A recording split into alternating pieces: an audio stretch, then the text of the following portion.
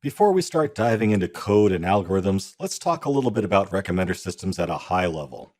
You encounter them every day and might not even think about it. They can take many different forms and serve many different purposes. My own claim to fame is recommending things. I worked on Amazon's early recommender systems, which look at your past purchasing behavior to recommend other products you might like. For example, I recently bought a gas-powered generator, and Amazon is automatically recommending things like starter fluid and motor oil to me. You'd be amazed how effective these recommendations can be. Billions of dollars have resulted from them, and they've helped people find the things that they need. The beauty of it is that it's all data-driven. Recommender systems find relationships between users and between items just based on actions. Usually there's no human curation involved at all. It knows that statistically, people who buy generators also buy starter fluid, and it can use those historical patterns to show people stuff they want before they even know they want it. But you don't have to limit yourself to recommending things. You can also recommend content. Here's a recommender system used by the New York Times, which is a popular newspaper in the US. It looks at articles you've read in the past to recommend other articles you might enjoy reading. Same idea, just looking at patterns in the articles people read instead of patterns in the stuff people buy.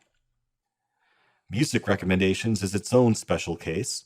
Sure, you can treat it just like any other content and recommend music that other people have listened to who share your tastes, but services like Pandora take it a step further and analyze the waveforms of the music itself to find similarities between tempos, musical styles, and song structures. This is an example of content-based recommendations, where your recommendations aren't just based on user behavior, but on the properties of the things you're recommending themselves, in this case, the musical properties of the songs you like. Look up Pandora's Music Genome Project if you're interested in more depth on that. Why stop at products, content, and music? You can even recommend people. That's basically what online dating websites do. They are recommender systems as well. As a married man, though, it's not really my area of expertise. There's even a fine line between search engines and recommender systems. Modern search results tend to be personalized. It's not just doing information retrieval, it's looking at your past behavior as an individual to figure out what search results are most relevant to you. Think of it as recommending web pages, just like you would recommend books, music, or newspaper articles.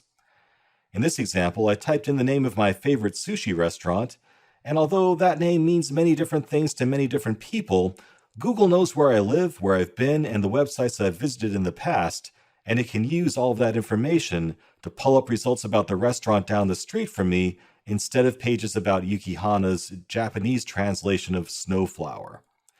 So you see, recommender systems are everywhere, and they are responsible for a huge portion of the modern economy. It's not something you hear about often, but people who know how to build them are in very high demand because recommender systems can have a direct influence on a company's sales. Whether you're trying to recommend things, articles, music, movies, people, or web pages, recommender systems are the technology behind it.